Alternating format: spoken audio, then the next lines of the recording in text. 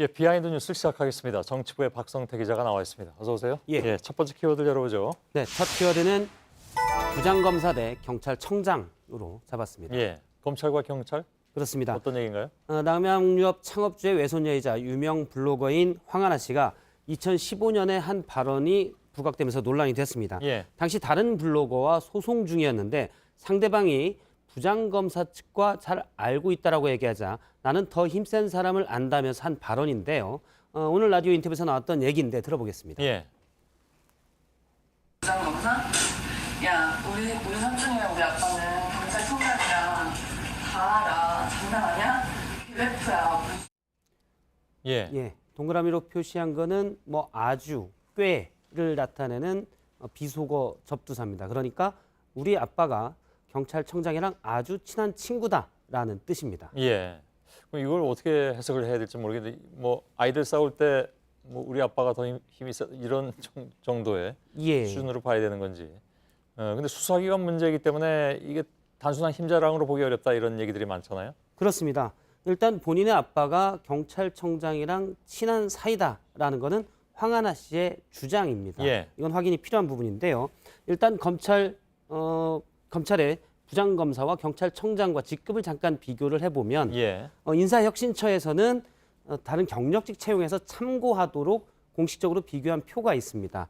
경찰은 총경이 4급이고요. 일반 행정직 4급에 해당되고 검사는 2호봉이면 초급 검사인데 역시 총경과 같은 급수로 참고를 합니다. 예. 하지만 공식적으로는 4급까지만 돼 있고 그 이상은 없습니다. 검찰이나 경찰이나 별정직 공무원이기 때문에 각자의 개별적인 직급 체계를 갖고 있어서 공식 비교는 힘들지만 비공식적으로는 경찰청장은 차관급이고 부장검사는 2급 상당, 2급 관리관 상당의 대우를 받고 있기 때문에 직급상으로는 일단 경찰청장이 높다고 볼 수 있습니다. 예. 그런데 앞서 한 얘기를 보면 황하나 씨가 우리 아빠가 힘센 사람을 알아라고 한 얘기인데 보통의 경우라면 그래 좋겠네 하면 되지만 만약에 이 힘센 사람이 사건과 수사에 개입했다면 그때부터는 비리가 됩니다. 예. 실제 의혹을 받는 게 황 씨가 2015년에 마약 공급 혐의를 받았지만 수사도 재판도 받지 않았습니다. 예. 황 씨가 당시에 카톡에 남겼던 대화가 일요 시사에 보도가 됐는데요.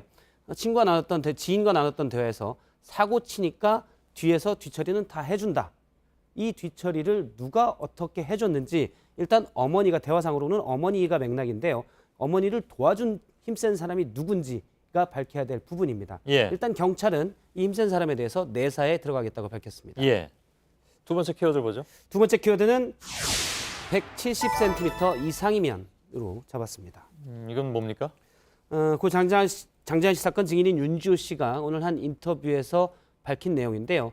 예전에 수사를 받을 때 경찰로부터 부적절한 말을 들었다고 주장했습니다. 예. 일단 표현 중에 심한 내용들도 있어서 약간 편집을 했는데요. 직접 들어보겠습니다. 예. 수사관 한 분이 저한테 뭐라고 하셨냐면 키가 몇이세요? 이러시는 거여서 173이요 그랬더니 170 이상은 납치 기록이 없습니다. 시체를 유기하거나 폐기하기도 힘들고 납치를 하는 것도 많은 노력이 필요하다는 거예요. 예, 상당히 실제 윤 씨가 들은 말에는 더 과격한 표현도 있었는데 예. 방송으로 옮기는 건 부적절해서 그 부분은 뺐습니다. 예.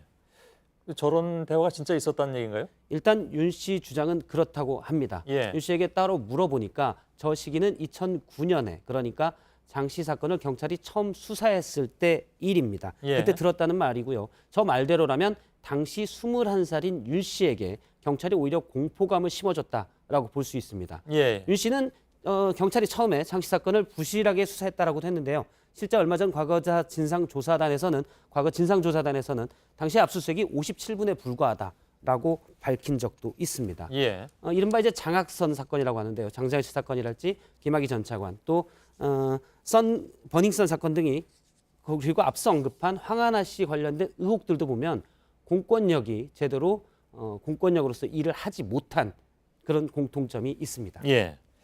마지막 키워드 열어보죠. 마지막 키워드는 식당은 죄가 없다로 잡았습니다. 예. 어디 식당 얘기합니까? 합천군에 있는 식당인데요. 예. 오늘 합천군 의회가 사과문을 게재를 했습니다. 잠깐 보면 지난 2일 불미스러운 일에 대해서 국민들께 머리 숙여 사과한다라고 돼 있는데 예. 2일 날 어떤 일이 있었냐면 당시에 군 행사 뒤에 군의회 지난 의원들과 2일 해봐야 어제 아닌가요? 예, 어제입니다. 예, 예. 2일 날 군의회 의원들과 공무원들이 인근 식당에서 밥을 먹었는데 이 중에 말다툼이 있었습니다. 그 중에 민주당 군의회 의원이 소화기로 식당 유리창을 저렇게 깼습니다. 예.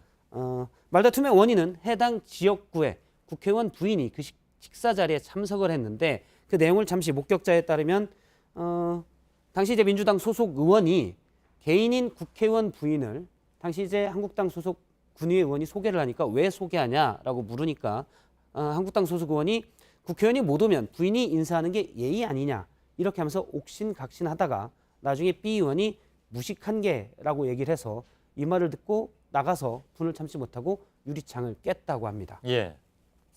그게 답니까? 예.